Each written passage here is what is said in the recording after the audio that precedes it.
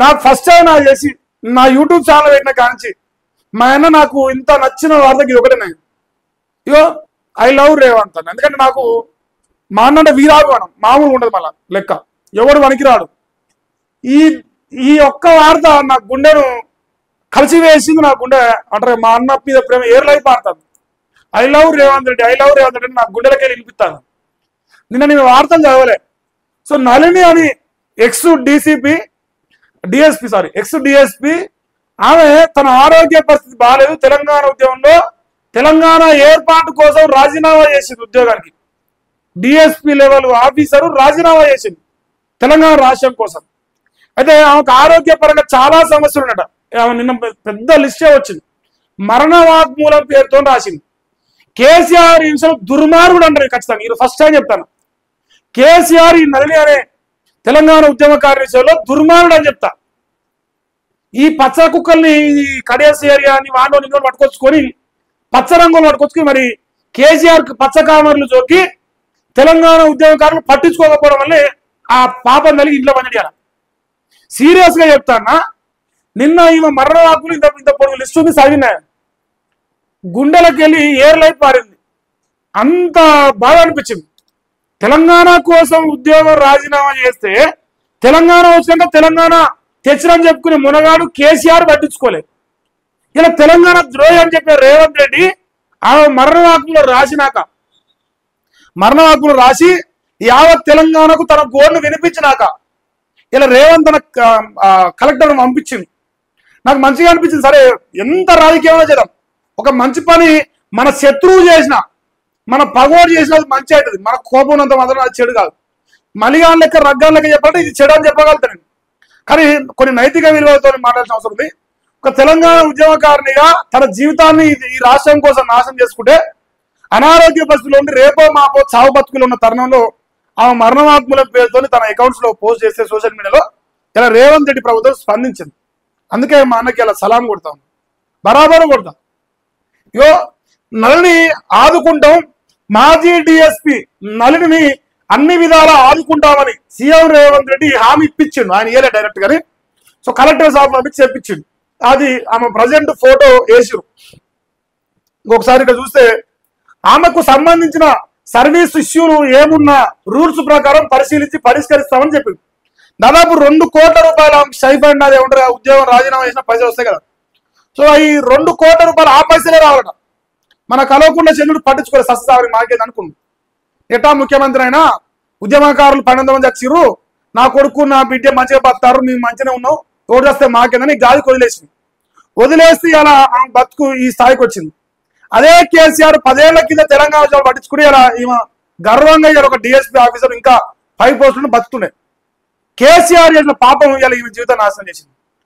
కేసీఆర్ తన జీవితంలో చేసిన అతిపెద్ద తప్పు లేదంటే ముఖ్యమంత్రి అయినాక అహంకారం ఒంటికెక్కిపోయి బలుపు మస్తీ ఎక్కువైపోయి పచ్చ రంగులో వండుకున్న పచ్చ కుక్కల్ని ఆ టీడీపీలో వండుకున్న అందరూ తీసుకొచ్చుకొని టీఆర్ఎస్ పార్టీ కాక టీడీపీ పార్టీగా మార్చేసి వీనోని వానోని రాజకీయంగా వాడుకొని అసలైన సిసలైన తెలంగాణ ఉద్యమకాలు శ్రీకాంతాచారి తల్లిలాంటి ఇసువంటి వాళ్ళని నాశనం చేసి వాళ్ళ శవాల మీద పునాదులు వేసుకొని ఇలా కేసీఆర్ ముఖ్యమంత్రి అయి 10 సంవత్సరాలు వాళ్ళు పట్టించుకోకపోవడమే ఆ పాపం కలిగేది దిగిపోయింది. నీ కరాఖండే చెప్పగలుగుతా ఆ విషయాన్ని.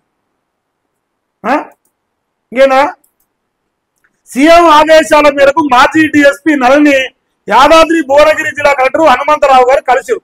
ఆమె యాదాద్రి భువనగిరి జిల్లా స్థానికురాలైతే కలెక్టర్ను పంపించి ఆమె ప్రస్తుత పరిస్థితిని తెలుసుకొని ఆమెకు న్యాయంగా రూల్స్ ప్రకారం ఎంతైతే బాకీ ఉందో ప్రభుత్వం ఆ అమౌంట్ మొత్తం చెల్లించి ఆమె ఆరోగ్య పరిస్థితి కూడా మరి ఇంకితో మెరుగుపరచాలని, మెరుగైన వైద్యం కల్పించాలని. ఇంకోటి ఆమె ఒక బలమైన పదం వాడింది, నేను కట్టర్ హిందువుని కాబట్టి నాకు అన్యాయం జరిగింది, రేవంత్ రెడ్డి ప్రభుత్వంలో జరుగుతా ఉంది, కేసీఆర్ ప్రభుత్వంలో జరిగింది. ఒకవేళ నేను ఇలా కాంగ్రెస్ పార్టీ లెక్క సెక్యులర్ భావజాలం కలిగి ఉంటే ఇలా నా లైఫ్ సెట్ అయిపోతుందని ఒక ఆవేదన వ్యక్తం చేసింది కాంగ్రెస్ పార్టీ యొక్క మైనార్టీ అపీస్మెంట్ పాలిటిక్స్ పైన. మరి రేవంత్ అన్న అంతో ఇంతో మా అన్న ఏబీవీలో ఉట్టిండు పెరిగిండు, కొంచెం అంతో ఇంతో మా వాసనలు ఉన్నాయి బీజేపీ వాసనలు కాబట్టి మరి స్పందించని మనస్ఫూర్తిగా 2 చేతులు జోడించి ధన్యవాదాలు తెలియజేస్తాను. కాకపోతే మెరిసిపోకు ఆమె లైఫ్ స్పాయిల్ కాకుండా కాపాడి ఆమెను జనజీవన శ్రేవంతిలో ఒక మంచి లైఫ్ ఇచ్చి తర్వాత నువ్వు ఎంత పోవడమంటే అంత కూడదు. ఈ అంశం వరకు బరాబర్గా కూడతా, నాకేం బేసజాలు ఆ విషయంలో. ఇది ఒక లేటెస్ట్ న్యూస్. మరి నిన్న నేను చదవలేదు, క్షమించాలి. సో చాలా చాలా బాధగా అనిపించింది చెప్పిన విషయాలు చూస్తే. సో న్యాయం జరగాలని తెలంగాణ బిడ్డలంగా, తెలంగాణ వాదిగా, రాజకీయాలకు అయితే నిలబడి మాట్లాడుతాను కాబట్టి కోరుకుంటాను మనస్ఫూర్తిగా. అది ఒక వార్త. నెక్స్ట్, ఇవాళ మేడారానికి సీఎం పోతానంట మన అమరాబాద్ పులి. ములుగు జిల్లా తాడవాయి మండలంలోని మేడారంలో సీఎం రేవంత్ రెడ్డి మంగళవారం ప్రకటిస్తాడు. మేడారంలో 236.2 కోట్ల వ్యయంతో మాస్టర్ ప్లాన్ అమలు చేసే నేపథ్యంలో సీఎం రాక ప్రాధాన్యత సంతరించుకుంది. అట్లా కాదు చెప్పవలసింది, నేను వేరే రకంగా చెప్తా. మన అమరాబాద్ పులి ఏం చేస్తానంటే, మేడారం సమ్మక్క సారక మీద ఒట్టేసి లేదా 2 లక్షల రూపాయలు ఇంకో వీకిస్తాను, 2 లక్షల రూపాయలు రుణమాఫీ చేస్తాని యాదగిరి లక్ష్మీనరసింహస్వామి మీద, వేములవాడ రాజన్న మీద, జూబిల్స్ పెద్దమ్మ మీద, ఎదురొచ్చిన దేవుళ్ళ మీద, తెలంగాణ రాష్ట్రంలో ఎంతమంది దేవుళ్ళు ఉంటే అంతమంది దేవుళ్ళ మీద ప్రమాణం చేసి పాపం కలిగింది. ఆ పాప విముక్తి మనం చేసుకుంటలేడు. మనందరి కోసం జంపన్న వాహుని దాని పక్కన ఇంకొకటి రేవంత్ అన్న వాగని మాస్టర్ ప్లాన్ లో పెడతాడు. పెట్టి మనందరం రేవంత్ రెడ్డికి పాపాత్మం చేసిన ఓటేసినాం కాబట్టి ఆ పాపం నడుకోవాలంటే మన అమరాబాద్ పులి బరాబర్గా అలా మాస్టర్ ప్లాన్ 236.2 కోట్లు పెట్టి ఖర్చు పెట్టి అలా జంపన్న వాగు పక్కన రేవంత్ అన్న వాగని ఒక చిన్నది పెడతాడు. ఆ వాగులో మునిగి మరి మనందరం మన అన్న మోసం చేస్తాం తెలిసిన సమ్మక్క సారక ఒట్టేనే మనం పోయి ఓటేస్తుంది, మన ములుగులో కానీ ఇంకేడనే కానీ. సో వాళ్ళందరూ పాప విముక్తి కావాలి, తెలంగాణ రాష్ట్రం నాశనం కాకుండా ఉన్నట్టు మీరందరూ పాప విముక్తులు కావాలంటే మన రేవంత్ అన్న తరఫున మీరందరూ పోయి రేపు సమ్మక్క సారక జాతర పోయి అన్న పక్షాన మరి రేవంత్ అన్న వాగులో మునిగి మీ పాపాలు గడుక్కోవాలని, సమ్మక్క సారకలు శాంతింపజేయాలని నేను కోరుకుంటాను. అందులో భాగంగా మన పులి అడిగిపోతుంది. నాకైతే గిట్నే అర్థమైంది. మరి మీకు ఏమైనా తప్పని చెప్పి నేను చెప్పిన దాంట్లో 1% తప్పు ఉన్నదనే. ఇగో ఆయన కేసీఆర్ లచ్చిచ్చిండు, ఇవాళ తీసుకుంటే లచ్చే వస్తుంది, రేపు తీసుకుంటే 2 లక్షలు వస్తుంది. ఆయన 10,000 ఇచ్చిండు, ఇవాళ తీసుకుంటే 10,000 వస్తుంది, రేపు అయితే 15,000 వస్తుంది.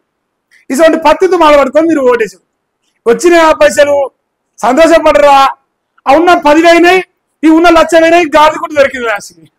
అందుకే రేపు మా పై గాడిగుడ్డు పట్టుకొని వస్తా. ఒకటి మా అన్న ఎట్లా గాడిగుడ్డు అంటాను, మరి అదే గుడ్డు ఏమైనా తయారు చేపిస్తా.